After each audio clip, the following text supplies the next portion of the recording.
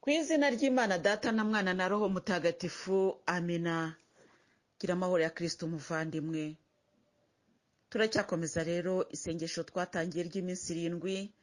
Uyu munsi tugeze ku munsi wa gatatu, kandi uyu munsi wa gatatu nukuri uratwereka yuko n'indi y'iminsi isigaye 4 hari ibitangaza bizakorerwamo, kuko muri iyi minsi hari byinshi twagiye turonka. Hari abavandimwe benshi rero bari kugenda banyohereza ubutumwa bambwira bati rya sengesho ryakoze ibitangaza, rya sengesho ryakijije abarwayi. Hari abari kugenda bakira pe. Birashoboka wenda ko wowe wahuri ntawe urabona wakize, cyangwa se wenda nawe utarakira, ariko hari abarimo gukira. Aleluya. Kuko ntawe ugera kwa Yezu ngo ataha amara masa. Aleluya. Ntushobora kugera imbere ya Yezu ngo have amara masa. Turi gukira rero, haba kuri roho haba no ku mubiri. Hari abavandimwe benshi bamaze kumva ko hari isengesho, baraza nabo bajya muri uyu mucundero w'isengesho. Aleluya. Nukuri turimo twese. Aleluya. Impamvu mvuga umucundero nuko Yezu yanyeretse ubumwe bw'abasenga, anyereka bameze nk'abari kuri balanswari, cyangwa se sinzi ari ibikinisho by'abana, sinjya amenya amazina yabyo, ariko ni ukuvuga ngo kiba gikoze uruziga, noneho buri mwana akaba afitemo agatebe. Umwana yamara kwicara, noneho bakakizunguza, ukabona nyine kirimo kugenda kizenguruka. Abana nyine baba bishimye baseka. Ni ukuvuga rero ngo uwari uri hano mu kanya abageze hariya, kubera ko cya kintu kiba kiri kuzenguruka, sinzi uko cyitwa. Ubwo rero Yezu nuko yanyeretse abasenga baba bameze. Tuba turi muri uwo mucundero, ni ukuvuga ngo turicara, Yezu akaba ari usunika, tugakomeza tugaseka, tukishima, tukabamo. Aleluya. Twese rero turimo. Nukuri naho waza hose, ntago uwo mucundero ari wa mucundero wica, oya, aho wagiramo hose nukuri urakomeza, Yezu Kristo akagucundeza, kandi nukuri ukanezerwa. Aleluya. Ubwo rero hari abantu benshi bagiye banyohereza ubutumwa bashima Yezu, bati ibingibi biri gukoreka. Nukuri uyu mwami hari ubwo akora ibyo tubona, ariko hari n'ubwo akora ibyo twebwe tutabona. Njyewe ikintu gikomeye cyane yambwiye ati usenga wese, aleluya, umva icyo Yezu yambwiye kukubwira muvandimwe, uri gusenga wese amenye ko hari igitangaza yakorewe. Aleluya. Ukibona utakibona kirahari muvandimwe, kirahari. Kandi abo mwasengeye mumenye ko ibisubizo biri kuboneka. Aleluya. Ntabwo muri gusaba injiji, nta nubwo muri gusaba udafite icyo afite ngo ajye kubanza kubisabiriza. Ntabwo turi bumubwire kugira ngo ajye gusaba kredi abone kuduha, oya. Arabifite. Aleluya. Ibyo duha arabifite. Ntabwo ajya kubisabiriza muvandi. Nukuri wimwambura agaciro ngo uvuge ngo Nyagasani, ngo ndapfa kubivuga ngo wenda ngo ahari, oya, abisubiza uko ashaka. Kuko mu masengesho yacu twamaze kwemeranywa ko tuzajya tuvuga ngo icyo ushaka gikorwe. Aleluya. Icyo ushaka gikorwe. Icyo ashaka rero ari cyo gikorwa kuri twebwe, kuko gushaka kwe niko gukomeye. Aleluya. Hari umuvandimwe rero twariho dusengera mu minsi ishize, kandi nejo naramuvuze mu masengesho nkomeza kumuvugaho. Umuvandimwe warwaye kanseri, nukuri ingaruka z'imiti zikagenda zikamukunja kuryo no kwandika kuri telefone atarabishoboye. Ubwo rero numvaga bimbabaje ko yaragerageje aramvugisha, nanjye kandi ndamuremesha ko mu gusenga Yezu akambwira ati uyu nguyu icyo ategereje n'ubugingo bw'iteka, ariko umubiri kuki musenga musaba umubiri kandi umubiri atari wo wa ngombwa. Ndamubwira nikomera kandi humura, nukuri nawe Imana itakiza umubiri, ariko roho ikire. Aleluya. Nukuri nge nayo nasenze ndamubwira Yezu, niba ubona ko kumubiri atari ngombwa, basi umuhe gupfata agaraguritse, ko kanseri iravuna cyane, irababaza, umuntu agapfa yaraboze. Nukuri ndashima Yezu rero, kuko tumaze gutangira isengesho bahise bambwira bati wa muvandimwe yitabye Imana. Aleluya. Nshima Yezu wamuruhuye atagaraguritse. Aleluya. Icyo nacyo ni igisubizo muvandimwe. Ntabwo ushobora gutekereza ngo kubera ko turi gusengera afite kanseri ngo irahita ikira. Umva, gukira ku mubiri ni kimwe, gukira kuri roho ni ikindi. Ariko Yezu turi kuvugana nawe arareba roho kurusha kureba ku mubiri. Aleluya. N'imibiri arayikiza. Aleluya. Ariko roho cyane cyane, kuko roho yawe niyo izabona Imana. Aleluya. hahirwa abafite umutima uboneye kuko bazabona Imana. Aleluya. Uwo mutima uboneye rero niwo arimo kukuremamo, niwo ari kuguha. Nyagasani ari kuduha umutima, ari kudukuramo umutima w'ibuye, ari kudushyiramo umutima w'inyama, kugira ngo na bwa bubabare dufite tumenye yuko atubwira ati mumfashe gukiza isi. Iyi si tuzayikiza muri ubwo bubabare nabwo tubwakire. Erega kubaho si ukubaho umuntu atunganye anezerewe nta musonga ntacyo, ntabwo ariko kunezerwa mu isi. Muvandimwe wanjye, ubu ngubu ugiye kureba ugasanga aho bari gushyingura ntabwo bashyingura gusa abarwayi. N'impanuka zirica abantu, kandi zikica wenda abantu bakiri batoya batarwaye izo ndwara. Mbese muri make ni ukuvuga ngo urupfu rushobora kuza mu igare rimwe cyangwa irindi. Niba rero wicaye mu igare uzagenda, akira ko wicaye mu igare uzatahamo. Aleluya. Akira ko wicaye muri iryo gare kandi uzaritahamo, kurusha uko wavuga ngo Mana binkureho, ngo Mana binyize, ngo Mana binyize, kandi wenda ibona ari igare urimo. Ngewe rero Nyagasani Yezu yambwiye ngo nkangurira abantu kwakira imisaraba yabo, kwakira amagare yabo. Bitavuga ko Yezu atagukiza, ntabwo ari cyo bivuga rwose. Nkubwire muvandimwe, wicika intege ngo yewe niba ari byose ngo ubuze ngo irisengesho se ngo rimaze iki. Oya, humura, reka nkubwire, iri sengesho rirakimaze cyane, kuko Yezu Kristo akwemereye kuguha umunota wanyu. Aleluya. Umva muvande, uyu munota ntabwo ari umunota ukomeye. Cya gisambo ku musaraba, aleluya, ni nacyo turi kureberaho, cyabonye umunota wa nyuma. Aleluya. Cyibuka yuko aleluya hari paradizo. Amena. Kibwira Yezu ngo njyewe uranyibuke nugera mu bwami bwawe. Aleluya. Ntushobora kugera kwa Yezu ngo utahamara amasa muvandi. Aleluya, warahageze, warahageze kandi wararonse. Aleluya. Wararonse, ni ukuri, humura muvandimwe, wararonse. Umva, reka nkubwire, wararonse pe. Abavandimwe benshi rero muri kugenda munyandekera, n'ukuri nkavuga ni si njyewe, ntabwo ari njyewe Louise, ntabwo njyewe umumararungu Marie Louise, ntabwo ntacyo nabasha kugukorera muvandimwe, ni Yezu. Aleluya. Ni Yezu turi kumwe. Amena. Emera ko ari Yezu uri kumwe natwe. Aleluya. Emera ko ari Yezu tugendana.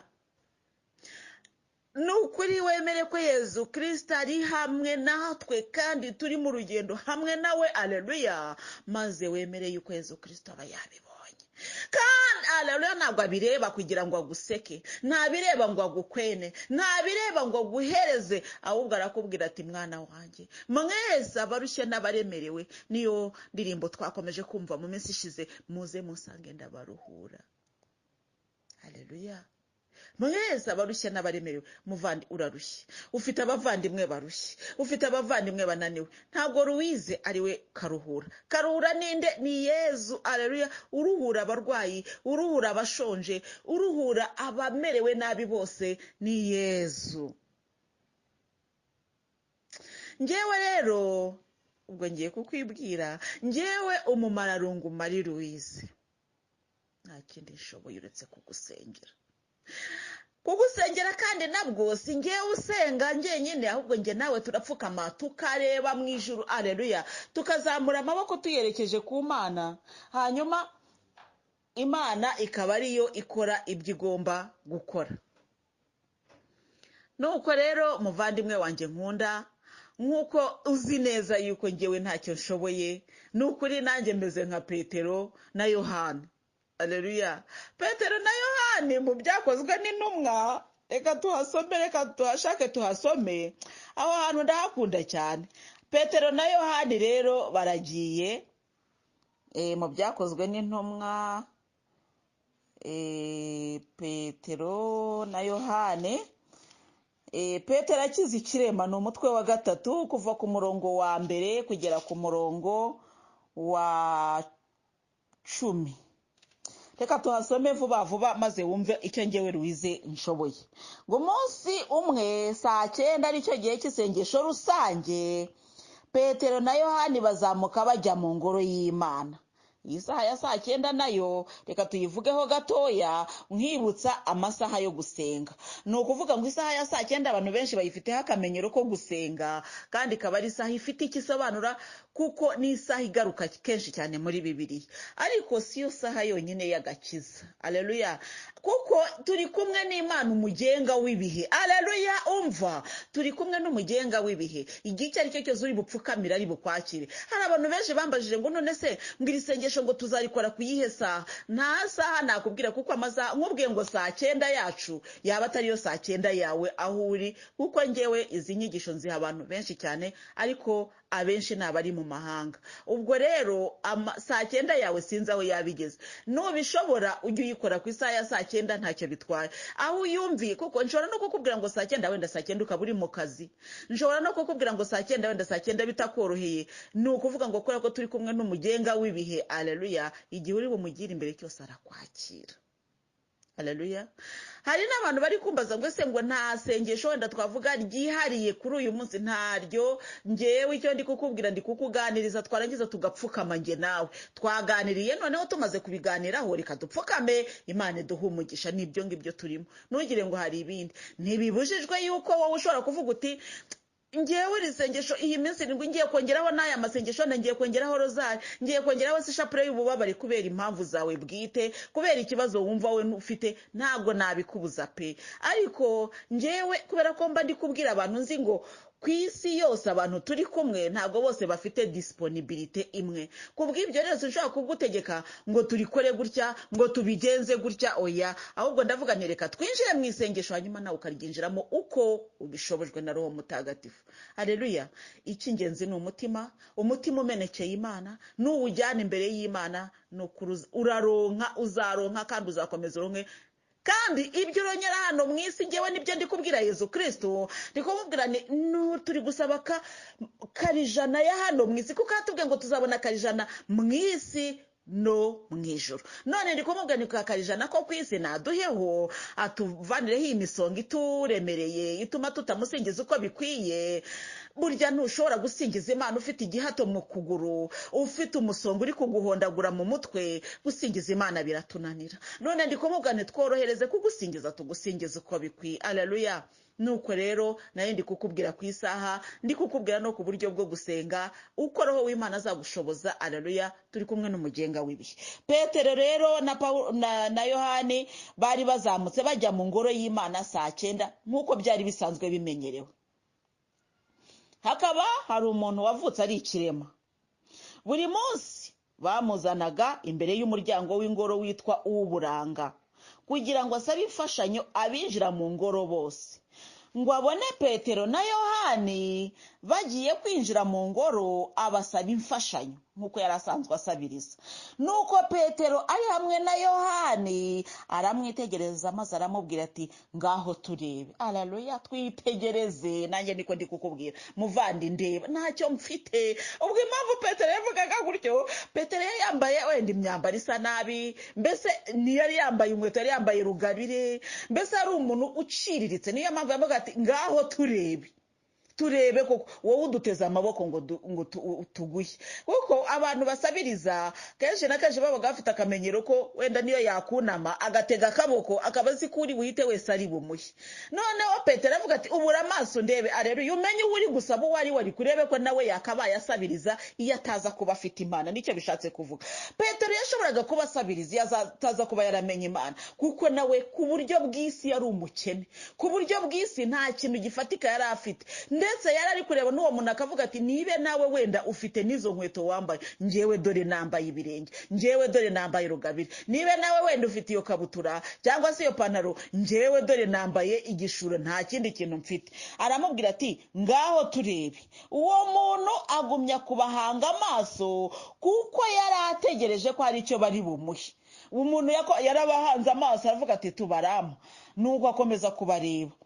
Petero aramubwira ati ari zahabu ari na feza ntabyo mfite. Aleluya. Ubwo uwo muntu uko yamuhangaga amaso, Petero yagiraga ngo arebe ati ndeba, urabona ko nanjye ndi umukene. Petero niko abonye uwo muntu ngo akomeje kumuhanga amaso, ariko wategereje ngo icyo agiye kumuha Haleluya. Nuko tujye duhanga Yezu amaso ngo duheze akakubwira ati ndeba kuko mfite byinshi nshobora kuguha. Wowe wamuhanga amaso ngo yango ndashaka gukira indwara ngo niyo yonyine ngo mfite ngo uburwayi ngo Yezu Kristo akavuga ati mpanga amaso ndeba. Haleluya. Kuko nundeba hari icyo uri bubone. Uwo muntu rero yagombaga kureba Petero na Yohane abarebamo iki, abarebamo icyo bashoboraga kumwakira icyo yasabaga, ariko kubera ubwenge bwe bufungiranye ntiyigeze abibona, ahubwo akomeje kubahanga amaso azi ko bagiye gukora mu mifuka batagira. Uwo muntu yaza kuba afite ubwenge bundi yari kuri akavuga ati abantu se ko batagira n'umufuka barampa icyo bakuye hehe. Petero abonye yuko rwose uwo muntu ntacyo ari kubona, rwose ntacyo ari kubona, we umutima we watwawe n'iby'isi, umutima we watwawe n'ibintu, umutima we watwawe n'irari ry'ibintu, wicyo ashaka ni ibintu gusa. Petero abonye ko nta kintu arimo gukuramo, uwo muntu mbese y'ushwi byamuyobeye, niko kumubwira, aramubwira ati ari feza ari na zahabu ntabyo mfite. Haleluya. Ariko icyo mfite ndakiguhaye. Haleluya. Umva. Amina. Haleluya. Feza uri gusaba, zahabu uri gusaba ntabyo mfite.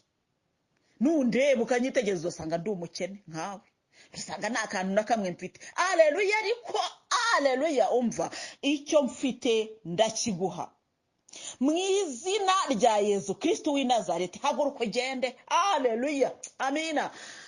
Umva, uregera Yezu uri gusaba gukira uburwayi, uregera Yezu uri gusaba akantu koroheje, ariko agiye kuguha ikirenze icyo we watekerezaga. Kandi Yezu Kristo ntabwo ari ngombwa ko aza mu buryo wowe uri bubutekereze. Haleluya.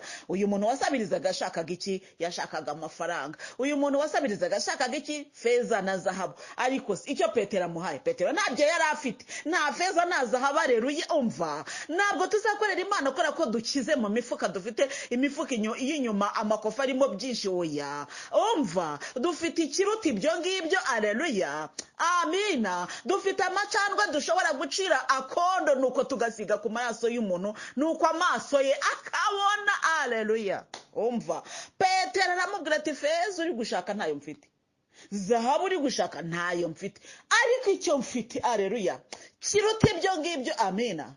Mu izina rya Yezu Kristo w'i Nazareti, haguruka ugende. Haleluya. Nuko gusabiriza ntikwarangiriye uwo munsi, nuko amufata ikiganza cy'iburyo aramuhagurutsa. Ako kanya ibirenge bye n'utugombambari birakomera, arabaduka, arahagarara, aratambuka, yinjirana nabo mu ngoro, agenda asimbuka kandi asingiza Imana. Haleluya. Amina. Haleluya. Yari yarica ari ikimuga, yari yarahinamiranye, ntabwo abonye feza. Abantu barazaga bakamuha feza na zahabu, ariko agakomeza kwicara aho ngaho. Haje abandi rero batagira feza batagira na zahabu, ariko bafite ikirenzeyo. Haleluya. Nawe muvandi ushobora kuba wicaye imbere y'ingoro, ushobora kuba wicaye ku muryango w'ingoro utegereje ko Yezu Kristo ari buhace, nuko akaguha gukira. Haleluya. Uburwayi diyabete imereye nabi, bya bibazo byinshi dufite, ni byinshi nanjye ndabifite, ariko muvandimwe twicaye ku muryango w'ingoro dutegereje ko Nyagasani Yezu ari buhahite, Yezu Kristo akaza mu mukene. Yewe ntacyo yatumarira, ahubwo reka twirebera umuntu w'umukire cyane, uwo nguwo ni uri butange menshi. Haleluya. Umva, Yezu Kristo icyo akubwiye, feza na zahabu ntabwo ari kuvuga. Yesu ntabwo ari kubwira ngo ntabyo mfite, we yarabifite, ashatse yaza bifite, ariko uyu munsi yaje ntabyo afite. Haleluya. Ariko icyo afite kirakomeye. Amina. Kurusha ya feza, kurusha ya zahabu. Muvandimwe urakora, mu mahanga baraguhemba, aho ukorera baraguhemba, ariko uracyari kuri hehe? Ku muryango wicaye utegereje ko Yezu Kristo ari buhahite kugira ngo akuvure ubwo burwayi ufite, za hepatite, za sida. Dufite byinshi. Haleluya. Umva, ibyo byose tubisingirize mu Imana. Iyo feza na zahabu ntabyo Nyagasani Yezu uyu munsi ari bukuzanire, ariko icyo afite kirakomeye cyane, mu izina rye rikomeye. Haguruka ugende. Nuko wa muntu arahaguruka, rubanda rwose ngo bamubona agenda kandi asingiza Imana. Haleluya. baramumenya koko yari wa wundi wajyaga asabiriza yicaye imbere y'umuryango w'uburanga w'ingoro. Nuko abantu barumirwa batangazwa n'ibimubayeho. Aleluya, amina. Umva, aleluya, bazatangara. Ariko bazatangara bamaze kubona ibikubayeho muvandi. Amina. Aleluya, utakicaye ku muryango w'ingoro utagisabiriza. Aleluya, aleluya, aleluya, aleluya, utagisabiriza kora ko Yezu Kristo azaba yarahagije umutima wawe. Aleluya. Muvandimwe uri gusabiriza rero, ukaba uri gusabiriza ibyo byangombwa, uteze amahanga ngo baraguha se bafite iki? Baraguha, barabigucunaguza, baraguha, barangiza bakinjira mu ngoro bari mu mamodoka meza. Wewe wajya gukora, aleluya, reka dusabira abantu bari gukorerezwa. Wewe wajya gukora, ukajya gukora ko bita fucking job, ukakaga fucking job, ukirwanagura abazungu barimo gusazukirwa. Muvandi, aleluya, reka nkubwire, urambwira uti reka dupfukamira Imana dusenge, tukayipfukamira tugiye kugusabira kugira ngo ujye wirguterura abasaza barimo kwituma ngo ubahanagurire iwawe udashaka. Muvandi, oya, aleluya. Umva, Yezu Kristo ati oya, ibyo nabyo simbishaka. Utwo du fucking jobs ntabwo Nyagasani Yezu Kristo ari bwari gushaka. Aleluya. Umva, abantu muri gusabiriza ibyangombwa, muri kugenda, aleluya, muri kugenda mushaka ibyangombwa, ariko Yezu Kristo akakora akavuga ati mwana wanjye we, mwana wanjye we, baragucaho babimereye neza, baragucaho bimereye neza, bakinjira mu muryango rwose bameze neza, baguhereza bakakujugunyira twa tundi turapfa. Utwo ngutwo mwana wanjye, utwo nitwo wicaye ku muryango w'ingoro, ku muryango w'uburanga ushakishira. None aleluya, Yezu Kristo arakubwira ati nje kuguhagurutsa aho ngaho. Aleluya, aje kuguhagurutsa aho ngaho ku muryango w'ingoro, ku muryango w'uburanga. Nyagasani Yezu Kristo ngo ku muryango w'uburanga w'ingoro, Nyagasani aje kuhaguhagurutsa.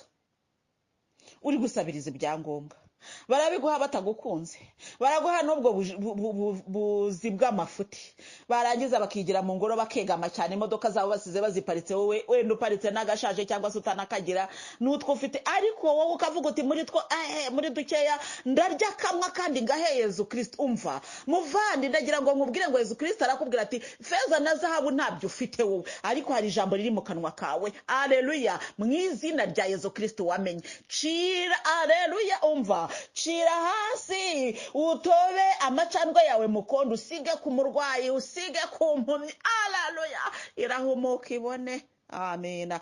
Ijambo ufite rirakomeye, ijambo yatuje muri jye, ijambo yatuje muri wowe rirahambaye. Aleluya. Petero na Yohani nta feza bari bafite, nta zahabu bari bafite, barabakene nkawe nk'uko ukeneye muri ibyo bihugu. Muvandimwe, iyo mvuga ngo muri ibyo bihugu, nuko njyewe abantu nohereza za audio, abantu 99% yabo nohereza za audio ni abantu bari mu bihugu byo hanze. Mu yandi magambo 99% yabo nohereza audio ntago mbazi isura, ntabwo tuziranye amaso ku maso, ariko tumaze kumenyana kubera Yezu. Hari n'umuvandimwe wanyandikiye arambwira ati nagira ngo unongere mwiyibutse. Ndavuga ni wikwirwa uyiyibutsa kuko Yezu Kristo yakumenyesheje mbere. Aleluya. Umva muvandi, ndagira ngo nkubwire Yezu Kristo yaraduhuje. Reka rero nkubwire nyira aho ngaho, nkubwire ikindi gitangaza Nyagasani aherutse kunkora. Ndavuga nayo ku iki aleluya nakivuze naba ntazi kuvuga, njya nkubwira n'umurwa wa ndawufite. Umva, Yezu Kristo narabimubwiye. Yezu Kristo rero antangiza izi audio, kandi narabivuze, ubwo ni amateka mbasubiyemo nanone. Dutangira izi audio noherereje abantu 3, ariko kugeza icyo gihe sinari nzi ngo ibi bintu bizagenda bite. Numvaga ari ibintu bizafate iminota 2 bikaba birarangiye, nkavuga nti ngewe umurimo wanjye ndawurangije. Nsubira inyuma ho gatoya, Yezu Kristo ambwira gukora izi audio, yarambwira ati abana banjye benshi bari kugenda barangara, bari kurangazwa n'ibintu batazi aho biri kubajyana. None rero haguruka ubambwirira ibyo nkubwiye. Nibwo nahagurutse. Tumaze iminsi mu minsi ishize nakubwiye aho izi audio zitandukanye n'izindi ushobora kuba wumva, kandi ndumva rwose mwarabyumvise. Nuko ubwo nayo ndiho nkwibwira igitangaza Yezu Kristo yankoreye. ubwo uwo mpaye akabwira abandi, uwo mpaye akabwira abandi, uwo mpaye akabwira abandi, njyewe kuri telefone yanjye, haleluya, umva icyo ndi kukubwira, kuri telefone yanjye ndi kohereza abantu 400. Haleluya, 400 mu myaka 2. Umva reka nkubwire, niyo baba ari 10 burya baba ari benshi kwa Yesu Kristo. Ariko noneho bamwe babwira abandi, abandi babwira abandi, mgejeje ku bantu 400. Haleluya, ndagushima Nyagasani Yesu, mva aho ngaho ndahabyina nkabyina cyane, nkakubwira nturagahora usingizwa iteka ryose, uragahora usingizwa iteka ryose, uragahora usingizwa iteka ryose. Nukuri naho najyana namwe gusa aba bantu 400 nkaba haleluya, umva sare yakira abantu 400 bari nini. Haleluya, ibiryo bigaburira abantu 400, haleluya, umva ibiryo bigaburira abantu 400 biba ari byinshi. Nabwo ufite abana 400 ngo uzateke mu gasafuriya, uteka muri muvero. Haleluya, ubwo no kuvuga ngo singe teka mu gasafuriya muvande, njayiwe nafatishaga imbabura ngiye guteka mu gasafuriya, ngiye kugabura abantu 3. None Yesu Kristo yaraguye, yagura imbago nkuko yabisezeranye. Haleluya, abantu 400. Kandi ngiye ndi kukubwira abo noherereza gusa, ntago ndi kuvuga ababo ngabo boherereza. Kwera umuvandimwe sho nabwiye nti mu bisi ishize dutangira isengesho, namubwiye nti abo woherereza ubabwire nabo baze ku murongo kugira ngo tugendane muri iri sengesho. Arambwira ati ko nohereza abantu benshi ndamenya, ati keretse nimfata urupapuro nkandika. Nukuvuga ngo wa wundi nawe yarabyaye. Haleluya, amena. Ubwami bw'Imana buraguka, ubwami bw'Imana burasagamba, ubwami bw'Imana ni gatolika. Gatolika ni ikintu cyaguka. Haleluya, haleluya, ubwami bw'Imana buraguka, ubwami bw'Imana buragenda. Amena, ubwami bw'Imana ntago buhera ahantu hamwe. Haleluya, njyewe Yesu Kristo ambwira ati oherereza abangaba, nohereza abantu 3. Muri 3 rero nukuri umwe yavuyemo n'undi avamo, hasigaramo umwe. Haleluya, umva uwo nguwo umwe yahaye abandi, n'abandi baha abandi, n'abandi baha abandi. Ariko cyane cyane iyo ndi gutanga ubuhamya bw'izi audio, hari ahantu ngera ngahagarara aho ngaho nkavuga nti ndashima umuntu uri muri Canada rwose. Ndavuga ngo ni agakobwa, ariko ntabwo ari agakobwa, nubwo ari umumama, ariko kubera ko twasengeje igihe kinini mbona ari umwana wanjye kandi ko kwanyita mama rwose. Njya mwitaga akana, karabizi nabampamagara ati mama rwose nanjye mwana wanjye ni mukuri. Ariko ko kana keza imbuto nyinshi, kabwiye n'abandi bamama, n'abandi bamama b'inshuti zabo babwira abandi bamama b'inshuti zabo, nguko ko haleluya, umva nguko ko butumwa bwasugiye bugasagamba bukagera ku bantu bangana gutyo. Haleluya, muvandi, ndashaka kukubwira ngo ayo macandwe ufite mu kanwa, kandi nawe utagira amacandwe, ayo haleluya, ayo macandwe ufite mu kanwa yakoresha ukorera Imana. Haleluya, ubwo ako kana kari muri Canada kakoresheje amacandwe yawe. Haleluya, gahumura n'abandi, nabo bahumura abandi, n'abandi bahumura abandi, n'abandi bahumura abandi. No, haleluya, hari imbaga y'abantu 400 yahumutse ngewe yo mfite muri telefone. Haleluya, we umva hari abantu 400 bahumutse. Haleluya, abo nibo turi kumwe muri iri sengesho. Ngiye ndikukubwira abonoherereza. Haleluya, ariko haleluya, umva ba 400 nabo bagiye babyara, umwe yifiteho abandi, undi yifiteho abandi, undi yifite. Haleluya, ubwami bw'Imana nuko bwogera. Nimujye mw'isi hose mwigisha ivanjiri, icyitwa ikiremwa cyose. Haleluya, abazemera bose bazabatizwe muri Roho Muhoza. Haleluya, haleluya, haleluya, haleluya, dore umurage wacu Yesu yadusigiye, yagiye mw'ijuru. Haleluya, nimugende mw'isi yose mwigisha iki ivanjiri, cyitwa ikiremwa cyose. Haleluya, abazemera nuko bazabatizwe. ntiwakoze ya macandwe yawe yarakoze, ya macandwe yawe wayatobesheje akondo ushyira no ku muvandimwe wawe wumva nawe arimo. Hari n'abari kunyandikira bavuga bati yo Imana ishimwe ko turi kukumenya, kandi ubwo ndi kukubwira nigejeje kuri 400, ntabwo ari ukuvuga ngo ndarangije, reka ndacyabyara, ariko ninde yakubwiye ko kwa Yesu Kristo tuzacura? Oya, nzakomeza mbyare kuri wowe, nzakomeza. Haleluya. Umva iri jambo nawe uryumva uri hundi, nawe aryumva ari hundi. Haleluya. Ariko dukomeze turyoherwe. Ninde watubwiye ko kwa Yesu Kristo bateka ibibishye? Oya, umwami w'amahoro ateka ibiryoshye. Haleluya. Ateka ibiryoshye, ateka ibiryoshye, ateka ibiryoshye, kandi abana bose bakarya bagahaga. Hari umuvandimwe wambwiye mu minsi ishize ati njyewe ibyawe biradutangaza, turi abantu banyuranye, dufite za background zinyuranye, dufite imyumvire inyuranye, ariko wowe udushyira hamwe ukatugaburira hamwe, twese tukishima, tugahaga, tukanasagura, tugasagurira n'abandi. Ati mbega ibyiza byo ku Mana. Bahaye itegeko ngo mukundane nk'uko nabakunze. Haleluya. Koko nidukundana, haleluya, urukundo rw'Imana rugatura muri twebwe, haleluya, nta kintu na gito kizatunanira. Haleluya. Byose tuzajya dutegeka bikunde.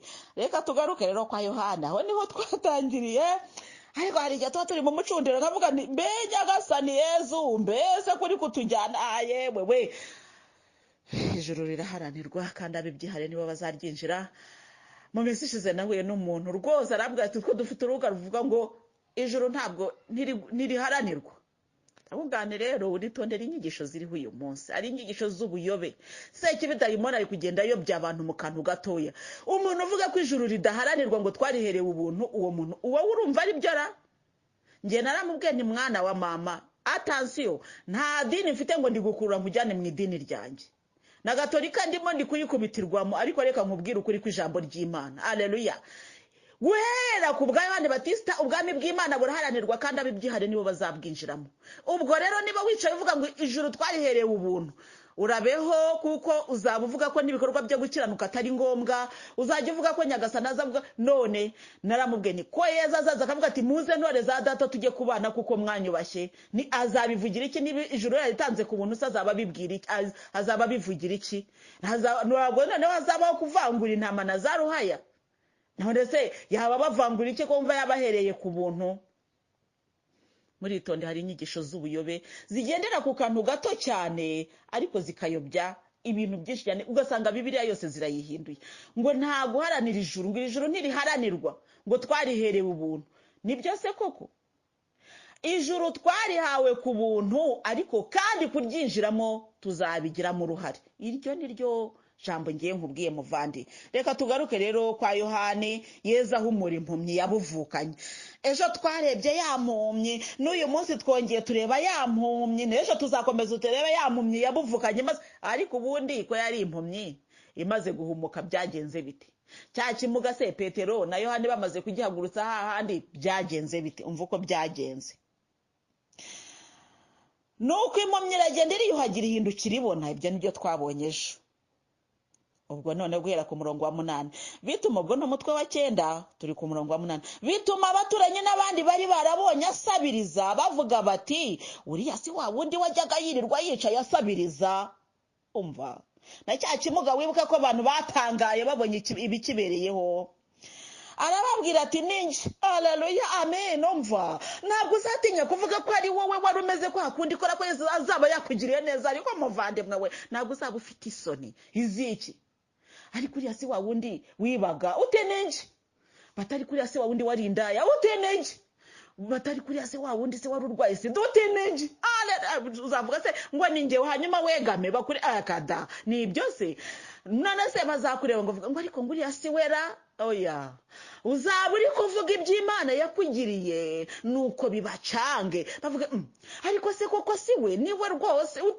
Niba batangiye gushidikanya ngo ariko banza atari we, ubwo batangiye gushidikanya ku bushobozi bw'Imana, batangiye gushidikanya ngo ariko banza Imana itaramugiriye neza. Haleluya. Wowe uhagurukana ijambo babwira uti ninjye wari wararwaye akaguru, ninjye wari waramugaye, ninjye wari waraheze mu gitanda, ninjye. Haleluya. Kuko Imana igira neza, kuko Imana yaguhagurukije, uzatinyira iki se kubivuga? ntibizabacanga. Babandi batekerezaga ko ibyawe byarangiye, abo ngabo tuba tubafite, bazi ko byakuyobeye, bazi ko ibyawe byarangiye, ngo buriya se ngo reka ta, bakajya no kukubika utarapfa, ngo runaka ngo byararangiye. Hagira nubaza ngo runaka ngo amakuru ye ngo cyo buriya ngo aracyabaza ibye, ngo byararangiye. Haleluya. Hari Imana ije kuguhagurutsa. Haleluya. Amina. Wari impumyi itabonaga, Nyagasani Imana je, haleluya, je kuguha amaso kugira ngo bicange n'aba bandi batekerezaga ko byakwiyobeye. Haleluya. Ntabwo uyo turamuka dusenga iyo mwijuru ntabwo tuba duhamba imbwa. Muvandi, hari umuntu wambwiye ngo guhamba imbwa niwo mbese iyo bavuga mu Rwanda bavuga ngo umuntu ngo yaramutse ahamba imbwa, ni ukuvuga mbese no gukora umurimo utariho, impfabusa, mbese niwo murimo w'impfabusa ubaho. Ntabwo rero iyo turi kwa Yezu Kristo ntituba turi guhamba imbwa. Oya, oya, turi mu murimo. Kandi ntawe ugera kwa Yezu Kristo ngo hasohoke amaramasa, ibyo ntabwo byakunda. Ariko none wajya hano, none umuvandi, reka twumvikane. Mu rugo rwawe umuntu yaza akagukomangira, byibuze ntunasohoke ngo uvugane nawe. None se wavugana nawe ntumubaze ikimugenza? None se wamubaza ikimugenza ntunagira icyo ukora kugira ngo wenda avaho ngaho? None se kubikora Yezu Kristo niwe uri buze ukagenda ugakomanga Nyagasani nagaceceka? Ntabwo yabikora. Haleluya. Nimushakora igihe kiboneka bari kuboneka. Ubu tuvugana araboneka, mwana w'amahoro araboneka, iwe harakinguye. Haleluya. Keretse nudashaka gukomanga, cyangwa se ukajya ku rugi ugaharamba udakomanga, ariko nabwo niyo ukozeho burya arabyumva. Avuga ati nyamara ku rugi hari umwana. Erega burya uzarebe umwana wa mama, iyo akana kaje ku rugi uri mu cyumba, tuvuga uri mu cyumba, akana naho kaba gakambakamba, iyo kageze ku rugi wumva udutoki dutoya, ariko wumva ko hari umuntu uri ku rugi. None Yezu Kristo uri bugere ku rugi ayoberwa ko wahageze. None akana iyo kaje kakajya ku rugi uravuga ngo tumva ko kagurya guse karajya he? Yego uri kuvuga utitagenda shenge ntagafata, uri kumva impuwe zaje, none urazigira. Yezu Kristo ari we uziburya, azikuburire. Urakana kagiye guharamba ku rugi, uri kumubwira uti papa fungura naje, wenda uri kuvuga uburimi, wenda urasa nabi, wenda nta n'ibyiringiro ufite by'uko ibyo uri gusaba uri bubibona, ariko wagiye kwa Yezu wayobeye ahandi. Se oya, ni kwa Yezu Kristo wagiye. Nuko rero muvandi, kubera ko wagiye kwa Yezu nukuri humura nawe aragufungurira, ariko arafungura. Ariko reka nkubwire, nanafungura nako icyo ukeneye. Kandi umva, umwana yaje araza, ngewe ndabivuga ndi kureba uko ibyanjye biba bigenda. Umwana yaje ahera ku bintu wenda washyize ku murongo, atangira kubivana mu nzira. Niba wenda ufite wenda ubika nk'inkweto mu cyumba huba, ugasanga atangiye gufata gukurura inkweto, rumwe akabarutaye hari urundi uramwemerera, se ukavuga ngo yingwa nabikore nta kibazo, ahubwo ibyo ataye ugenda ubigarura mu nzira. Haleluya. Natwe rero kwa Yezu Kristo ko tuba turi gusenga, twe twibwira ngo turi mu nzira, kandi burya urya mwana yari gukubagana, zirya nkweto zitatanya, rumwe arujugunya hari urundi arushyira hariya, wabazi ko ari muri byo, kuko ntabireka. Ugasanga yashishikaye rwose. Hari n'abana bajya mu cyumba bibye mama wabo urwaho, akagenda agafata icupa ry'amavuta, rwose ibyo bintu bijya bibaho, agafata icupa ry'amavuta akisiga. Icupa ryari kuzamara ukwezi, ashobora kuryisiga umunsi umwe, utamubonye ngo umuhagarike warakomeza akiyisigira. Hari n'umwana nabonye wagiye rwose afata amagi muri firigo, jugunya hasi rimwe, ajugunya hasi indi, noneho amagi yose arameneka. None mama je aravuga ngo none se ngo utudenesi ni twa tundi nyine, ngo kuki ngo tutadunda nk'uko twa tundi tudunda. No kuvuga ngo yabonaga igi ari akadenesi, yakubita hasi kamwe akabona ntikadunda, agakubita hasi akandi ntikadunde, yakubita bagiye kureba basanga amagi yayamaze. Ariko kandi ntabwo yarazi ikibazo afite, ahubwo we yababazwa nuko utwo tudenesi tutidunda ngo tuzamuke twongere tumanuke bimushimishe. Uwo ni umwana. Ubwo rero umwana kugira ngo atamenagura ibintu ukora iki? Ufunga firigo, ugafunga aho ashobora kujya hose hashobora kumwangiza, kuko ashobora no kugira ibyago akaba yapfa. bivuga iki rero? Natwe iyo tugiye kwa Yezu Kristo tugenda turi abana batoya. Niwemera ko uri umwana muto uzagenda kwa Yezu tuje, wemere ko icyo uri gusaba ari bukujye gushakira umwanya akakiguha. None se akuriye kujya kumena amagi muri firigo ngo nuko uri gusenga? None se niba umva muvandi hari igihe dusenga twebwe twireba, noneho twaragize tukempoza Yezu ngo nakora ugushaka kwacu, ariko Yezu ntabwo akora icyo twe dushaka, ahubwo akora igikwiriye. Haleluya. Niyo mpamvu rero nkubwira ni mu gusenga tujye dutegereza ko Nyagasani akora igikwiriye. Muvandimwe si wabyumvise? Iyo uri gusaba ibyangombwa ni wowe turi gusabira uyu munsi. Uri mu bubabare, ubabariye aho uri, ariko Yezu Kristo koko ati ntabwo ndi bukureke ngo umene amagi cyangwa inkweto zikire ku ruhande cyangwa se ibintu yahumura wakomanze numvise, ariko niwinjira uninjire noneho witonde utegereza ariko mbikoreho. Haleluya. Umva Yezu Kristo ajya agira neza cyane. Reka nkurangirize ku buhamya kuko tugiye kwinjira mu isengesho. Hari ubuhamya rero ntanga bw'umuvandimwe n'ukuri nagiye. Haleluya. Umva nagize urugendo nino umuvandimwe wagombaga kunyakira ntiyaboneka kwera akazi, amasaha doko nagombaga kwagera yagombaga kuba kiri ku kazi. Noneho anumaho undi muvandimwe w'inshuti yaravuga ati ugende ku kibuga unyakirira umuntu umeze gutya na gutya, ndaza kuza. Ngenda ava ku kazi mitira ku kibuga ndasanga muri kumwe ye kuyoberwa kuko bwari ubwa mbere ngiye i Burayi.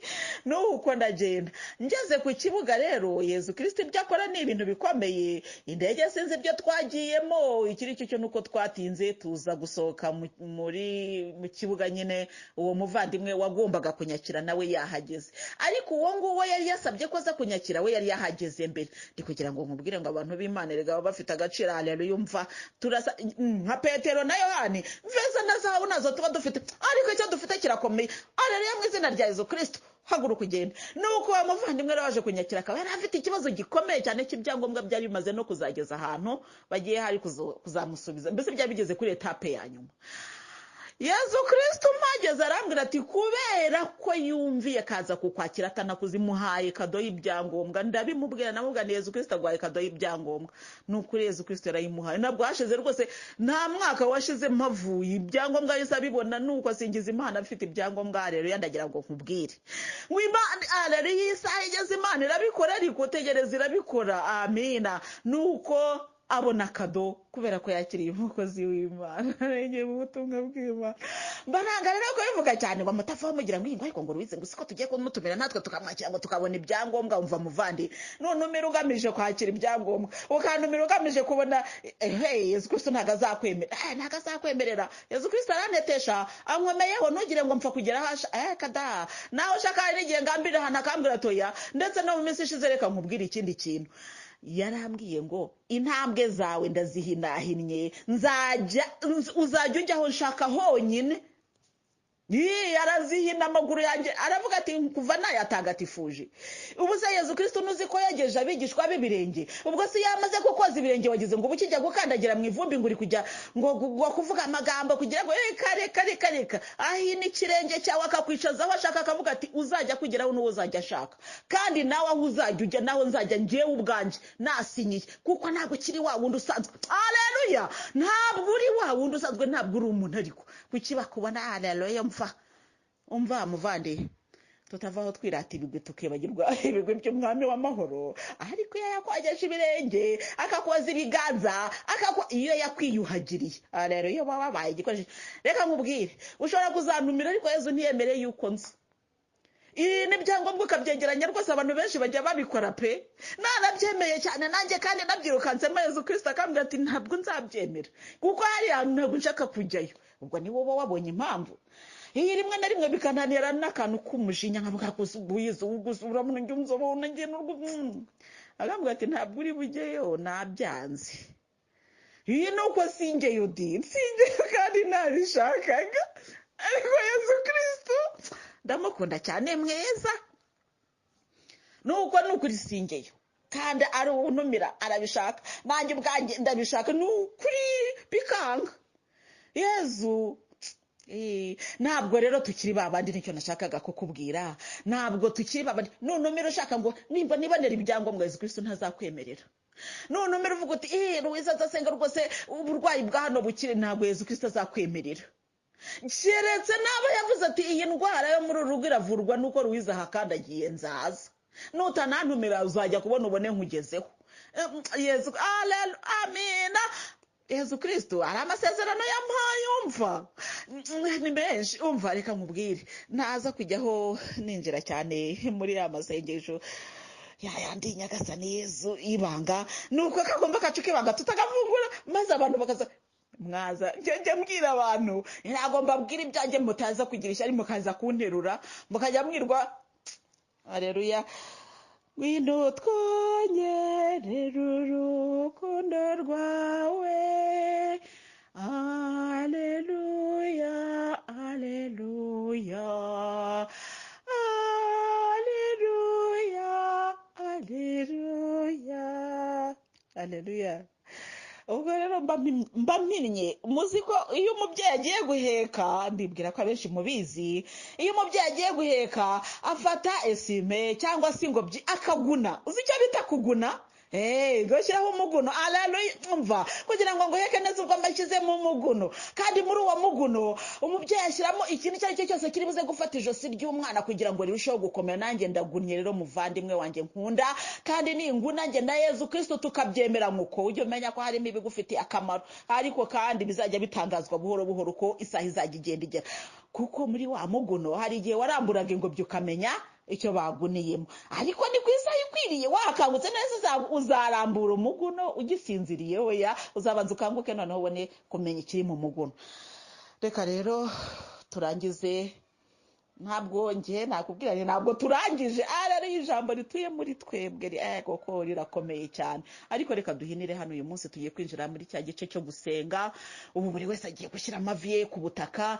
Abantu benshi barishimye bati rwose turishimye cyane, mwinezerwa hamwe na Yezu. Ubu tugiye gusabira ibyangombwa aba bavandimwe, abantu bose bari mu bice by'ubuhunzi, abantu bose bari mu bihe bikomeye byo guhunga, byo gushakisha ibyangombwa, ibihe bikomeye by'intambara. Ntabwo twasabira impunzi tudasabira n'igituma zihunga. Ibwo rero tugiye gusaba amahoro mu isi, dusaba ibyangombwa ku bantu bose turi kumwe muri audio kandi bakeneye ibyangombwa, ariko dusabire naho baturuka kugira ngo habone amahoro akwiriye. Dupfukame rero dusenge. Imana yo mu ijuru, dusabe kugira ngo tubone amahoro mu isi, ariko kandi n'abari mu buhungiro Imana ibasohoze ubuhoro. Yezu ugira ubupfura n'imico myiza, dore mfukamye imbere yawe, ndagusaba nkomeje cyane, mpera umutima kukwemera, kukwizera no kugukunda rwose, umpe no kuzirana n'ibyaha nakugiriye, no gukomeza inama yo kutazabisubira. Iyo ntekereje ibikomere byawe ko ari 5, bintera agahinda nkumva ngukunze cyane, nkibuka n'ibyavuzwe na Dawudi umuhanuzi, ati barebye ibiganza n'ibirenge byanjye baratobora, amagufwa yanjye yose barabara. Amena. Ndagushimira n'umutima wanjye wose, kuko wumvise amagambo y'umunwa wanjye. Nzakuririmba amaso y'abamarayika, pfukamye imbere y'hekaru yawe ntagatifu, ndashima izina ryawe ku mpamvu z'impuhwe zawe n'ubudahemuka bwawe. Umunsi nagutakiraga waranyumvise, wongera imbaraga muri roho yanjye. Nzaririmbira Nyagasani mu maso y'abamarayika. Aleluya. ndagushimye nyagasani Yezu mwami w'amahoro kandi ntama w'Imana ukiza ibyaha by'abantu, ndakwinginze kugira ngo twese uko dupfukamye aha ngaha tukubone Yezu, tukubone Yezu, tukubone tukubone tukubone tukubone Yezu, Yezu tukubone tukubone tukubone tukubone Yezu Kristo tukubone, imitima yacu iruhurwe n'ukuri kumwe nawe, ibihugu byacu bibona amahoro aturuka kuri wowe. Ndakwinginze kugira ngo uhoshe intambara ku isi Yesu, Yesu, Yesu, ni ukuri waraturemye ngo tubeho, uduha impano ikomeye y'ubuzima, ariko se kibi ni umugome ari kugenda acurisha intwaro za kirimbuzi kugira ngo abantu bamarane. Yezu ndakwinginze kugira ngo udutabare kandi uturengere. Yezu Kristo ndakwinginze kugira ngo aka kanya ubwo dupfukamye imbere yawe utabara abantu bose bakeneye ibyangombwa bari mu nzira z'ubuhungiro. Mana, abantu benshi bari kubabarira mu nkambi hirya no hino ku isi, ndakwinginze kugira ngo ugenderere inkambi zose urebe abazibabariyemo. Yezu ukize benshi muri bo. Mana, mvuga benshi ariko sinabuza no kuvuga ngo bose ubakize. Mana, bose bakeneye imbaraga zawe, bose bakeneye ubutabazi bwawe. Yezu ndakwinginze kuko uri Imana igira neza kandi ukaba ushobora byose, ubwo dupfukamye imbere yawe dusenga, ndakwinginze kugira ngo abantu bose bari gusufura mu bibazo by'amahoro make mu isi, izi ntambara zinyuranye, mwami w'amahoro, gutura hadashoboka, abatuye hari abarozi, abatuye ahantu hari intambara, abatuye ahantu hari inzara, abatuye ahantu nyagasani Yezu hari abajura, ibyo byose bibuza amahoro ku bantu. Yezu, mu izina ryawe rikomeye ndabihagaritse, mpagaritse ibyo byose bibuza abantu kunezerwa, mpagaritse ibintu byose bibuza abantu kwishima, mpagaritse ibintu byose bibuza abantu kukureba nyagasani Yezu.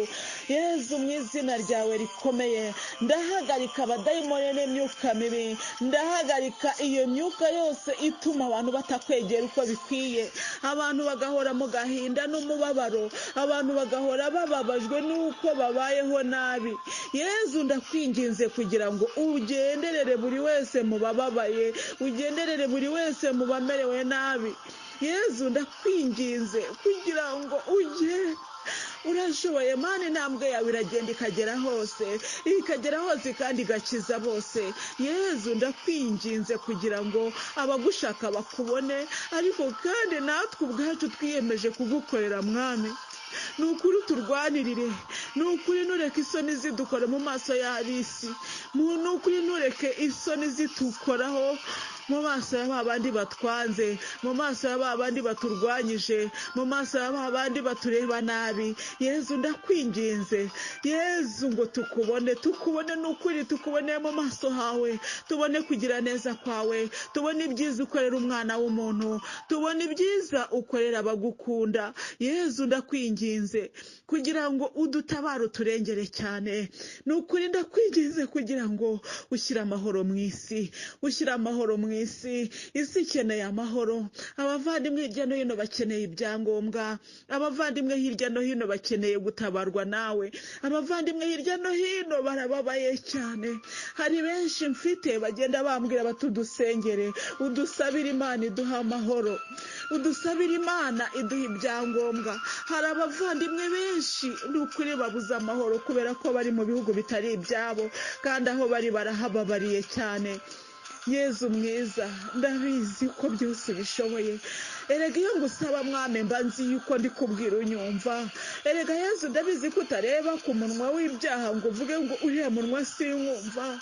Amavi yagiye imbere yawe yose uba wayabonye kandi ukayatabara. Nanjye ayanjye rero nyakize ku butaka, nyakize imbere yawe. Urabibona mwami wanjye, ndababaye. Yezu, mbabajwe n'ibiri kubera ku bavandimwe hirya no hino. hari abavandimwe badafite amahoro. Mwami w'amahoro, ndasabira ibihugu byacu, aka karere k'ibiyaga bigari, Mana uzana amahoro. Ni ukuri abantu bose bakarimo bakeneye amahoro. Erega Mana ntabwo tugikeneye intambara, erega Mana ibimena amaraso ntabwo tubikeneye.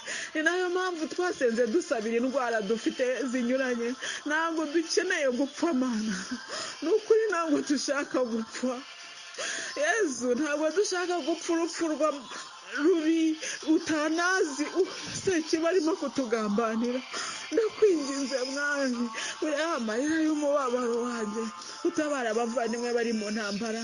Aya maraso ari kumeneka hirya no hino, aya maraso y'inzirakarengane Mwami, bari kuzira ibisasu biteze hirya no hino, abantu bose bari kuzira akaga gakomeye, uko bavutse, uko basa. Yezu Kristo, ni ukuri ndakwinginze kugira ngo utange amahoro ku isi, kandi nawe nsabira akarere k'ibiyaga bigari.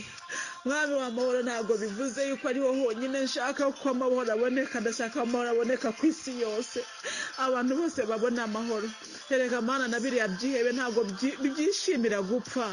Erega Mana nuko Sekibi ari umugome agenda atera abantu kumva ibindi, ariko ni ukuri impano y'ubuzima ni impano ikomeye kandi turayikunze. None Nyagasani Yezu, Shitani iri gutera abantu kubona ko ubuzima ntacyo buvuze. Abantu batangiye kubihirwa no kubaho, abantu batangiye kubihirwa n'ubuzima. Ndakwinginze ngo waduhaye impano y'ubuzima uyongeremo uburyohe, abantu bikunde. Ndamagana ibyihebe ku isi mu izina rya Yezu Kristo. Bariya biturikirizaho ibisasu bakamara abantu, bariya ndabirukanye mu izina rya Yezu Kristo. Hambirije ndahimana utera abantu kwiyanga no kushaka kwiturikirizaho ibisasu no kwica abandi. Ndakwirukanye dayimoni, ndakwirukanye ushaka amaraso yo kunywa ukashaka mu bana Imana yahaye ubuzima. Dayimoni ndagutsiratsije mu izina rya Yesu Kristo, ndagukandagiye ngwereje ikuzimu kugira ngo abantu bongere bishimire impano y'ubuzima. Dayimoni utera impanuka hirya no hino ku isi, dayimoni uri kumena amaraso y'abantu mu buryo ubwo ari bwo bwose, ndakwirukanye dayimoni, ndakwirukanye, ndagutsinze dayimoni, ndagutegetse va ku butaka bwo ku isi ugenda ujya ikuzimu, niho waciriwe mu izina rya Yesu Kristo. Ndakwirukana dayimoni, ndakwirukana, ndaguhambiriza, ndagutegeka mu izina rya Yesu Kristo. Magarara mu butware nkagutegeka mu izina rya Yesu.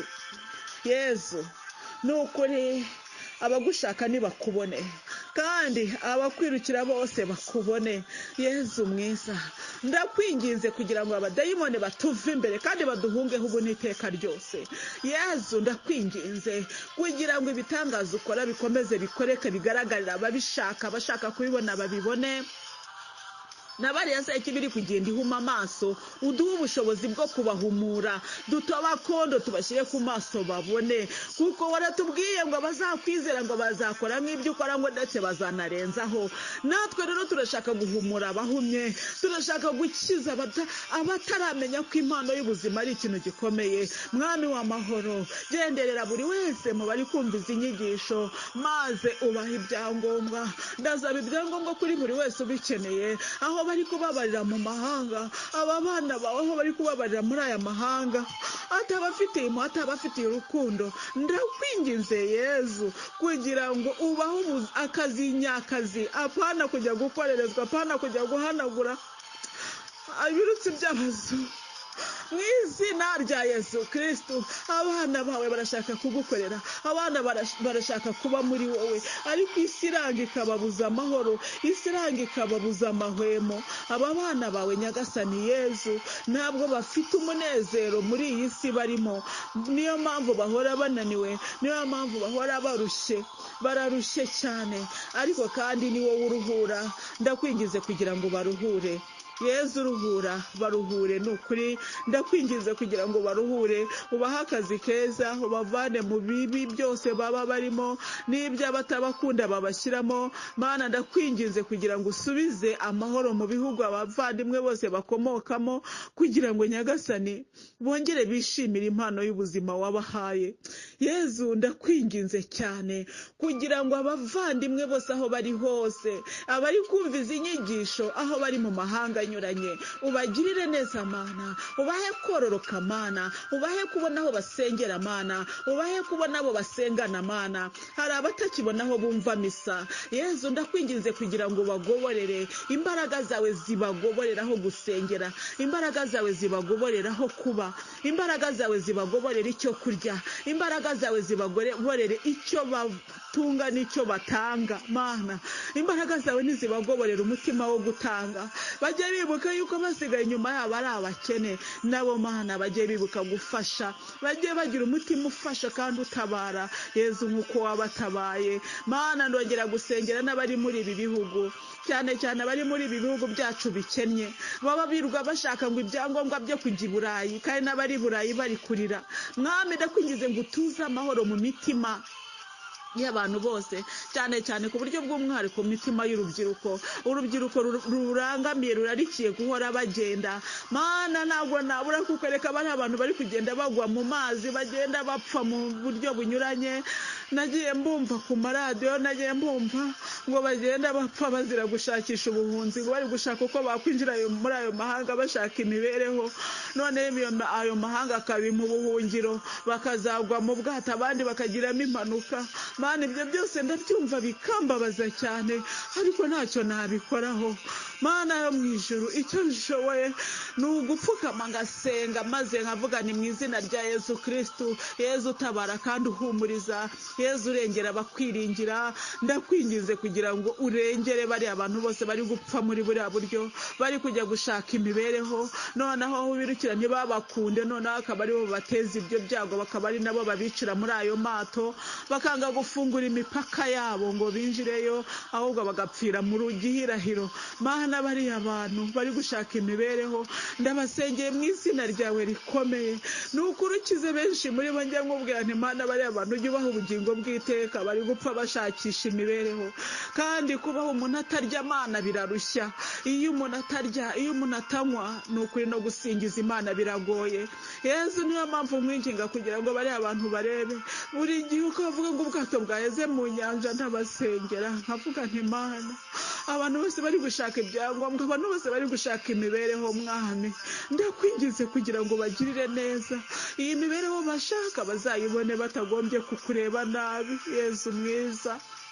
Hari abahaguruka bakagenda kubera kubura uko babigenza, bakemera bakajya mu bintu bibagoye kubera kubura ukundi babigenza. Yezu mwiza, ndakwinginze kugira ngo ubagirire neza mwami.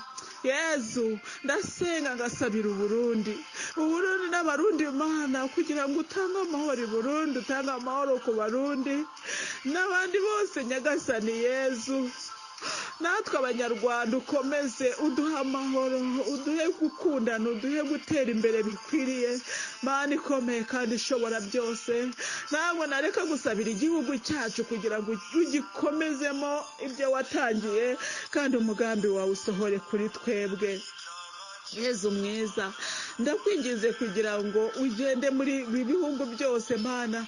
Naho navuga ngo igihugu iki n'iki, igihugu iki n'iki, mana bose urabareba, bose urababona, bose urabazi n'abana bawe bose, abo wahaye impano y'ubuzima Yezu ndabakweretse kugira ngo bose bakubone Yezu. Erega nitukureba, erega nitukubona, erega nituguhanga amaso, n'ukuri byose bizakemuka. Dore ikibuze mu isi nuko nta rukundo ruhari. Yezu ndakwinginze kugira ngo tukubone mwami mwiza. Haleluya. Yezu tukubone Yezu. Nitukubona ibyo twajyaga twirukankamo byose birahagarara.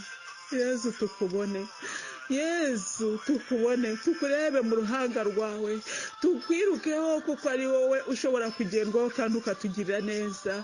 Yezu tukubone, ndakwinginze ngo tukubone, imitima yacu nikubone. Nsabiye ibyiciro byose by'abantu bababaye mu isi, ariko nsabye ibyangombwa ku bavandimwe turi guhura muri izi nyigisho, ndetse n'abandi batarimo ariko kandi babikeneye. Utanga amahoro ku isi, utanga amahoro mu ngo, utanga amahoro ku bantu barwaye barwaye Mana nukuri bose babona amahoro yawe nukuri nzi neza ko byose bishoboka kandi nukuri ntawe akwengereye ngo atahamara amasa icyo mpora ngisubiramo cyane kuko nzi neza yuko n'icyo utampa none hapfukamye ariko si uko ubukinyimye ahubwo buri gutegura uburyo ngiye kucyakira mpa kwemera yuko uri Imana igira igihe mpa kwemera yuko uri Imana igira gahunda maze ntegereze ugushaka kwawe urakoze Nyagasani Yezu urakoze mubyeyi Bikira Mariya urakoze Yezu mwiza urakoze cyane natwe rero tuzakomeza kugukunda no kukubaha nukuri uri Imana yacu ubona iteka ryose amena Nyagasani Yezu tugusaba bikeya ibyinshi ukabiduha kuko uri umubyeyi ibyo tudasabye rero ubiduhere ububyeyi bwawe icyo ubona tutavuze kandi cyari gikwiriye ukivuge nukuri waduhaye abatagatifu duha abamarayika abo bose igihe tupfukamye dusenga bajye babona yuko turi ku mavi nabo bajye ku mavi maze ibiremwa byose biri hafi yawe mu ijuru Nyagasani Mana yacu byose bijye ku mavi bifatanye natwe tugusingize cyane kandi twizere yuko ibyo dusabye tubihawe mu izina rya Yezu Kristo Yezu waratubwiye ngo icyo tuzasaba data cyose mu izina ryawe tuzakibona nsabye rero amahoro ku isi nsabye ko intambara ziri ku isi zahagarara nsabye ko abamena amaraso bahagarikwa burundu maze abantu bose bakagira iyo mpano yo kubaho bakayinezerwa nsabye kandi natangiye nsaba ku burwayi bwahagarara Mana abantu bakabaho mu munezero nsabye rero ibyangombwa kuba bikeneye bari mu mayira y'ubuhunzi kandi nsabye amahoro muri ubwo buhunzi mbasabiye icyo barya muri ubwo buhunzi mbasabiye ikibabeshaho n'ikibatunga Mana nukuri Nyagasani Yezu nsabiye na biriya bihugu byakize byatengamaye kugira ngo bigire umutima w'impuhwe wo kwakira abaza babigana be kujya babacira mu bice byabananiye ngo bajye babajugunya iyo ngiyo ahubwo bumve yuko nabari abana ba Aburahamu kandi ko nabo baba bakeneye imibereho myiza nsabiye rero nabamaze kugerayo Mana bakaba barabonye ibyo byangombwa birwa bakorerezwa birwa bakora utwo tuzi tudafatitse Mana nakwinginze kugira ngo ubagenderere bose banezezwe n'ubuzima nukuri ndasenze mu izina ryawe nzi neza yuko utumva ko twavuze amagambo menshi aho yawumva kubera ko uri Imana kandi ukaba uri umubyeyi erega Mana naho umwana atabasha gutobora ngo avuge ntibibuza ko umubyeyi aba yamwumvise kandi akamuha icyo akeneye natwe rero tuje gukomanga n'udutoki dutoya ku rugi rw'iwawe Nyagasani Yezu turakomanga tugusaba amahoro turakomanga tugusaba icyo kurya n'icyo kunywa kugira ngo tubashe kugusingiza turongera dukomanga dusabira aba barwayi hirya no hino Yezu bose ubakize maze babone ukuboko kwawe kugira neza Yezu rero ndakwinginze kugira ngo natwe tukuriho uduhe guhumuka tugukorere tukwamamaze hose tukubwira abatakuzi maze bose bakubone urakoze Nyagasani Yezu ikuzo n'icyubahiro ubutware gupfukamirwa imbaraga n'ubushobozi byose n'ibyawe Mana yicaye ku ntebe y'icyubahiro ku ntebe y'imbabazi ku ntebe y'ubutware n'ibyawe uko ibihe bizahora bisimburana iteka n'ibyawe n'umwami w'amahoro wacu umwami w'amahoro wadukijije Yezu Kristo n'ibyawe Roho Mutagatifu watugendereye n'ibyawe butatu butagatifu urakoze rero Mana butatu butagatifu Nyagasani Nyirimpuhwe Kiliziya yawe yihirwe abo muri iki gihugu bose n'abacu abatugirira neza ndetse n'abatwanga ubakize abadutegeka bose ubarinde abanyarwanda batakuzi ubahe kukwemera abahakanyi n'abanyabyaha bakuyoboke abatunganye bakomeze abari mu rugendo basohoza ubuhoro aboro n'indushyu batunge abababaye n'abagiye gupfa bakize maze roho ziri muri purgatori uzicyura iwawe natwe uturinde muri uyu munsi n'igihe tuzapfira tuzapfe tukwizeye amena Bikira Mariya mwamikazi w'amahoro udusabire. Bikira Mariya mwamikazi utabara abakristu udusabire. Bikira Mariya umara intimba abayifite udusabire. Bikira Mariya mwamikazi wa Kibeho nyina wa Jambo udusabire. Bikira Mariya utarasamanywe icyaha urajya udusabira twese abaguhungiyeho. Amina. Mutima wa Mariya wababaye kandi utagira inenge udusabire. Mutima wa Mariya wababaye kandi utagira inenge udusabire. Mutima wa Mariya wababaye kandi utagira inenge udusabire. Yezu ugira umutima utuza kandi woroshya, imitima yacu igire nk'uwawe. Yezu twishyize mu biganza byawe, waturekura twagwa. Ku izina ry'Imana Data na Mwana na Roho Mutagatifu. Amina.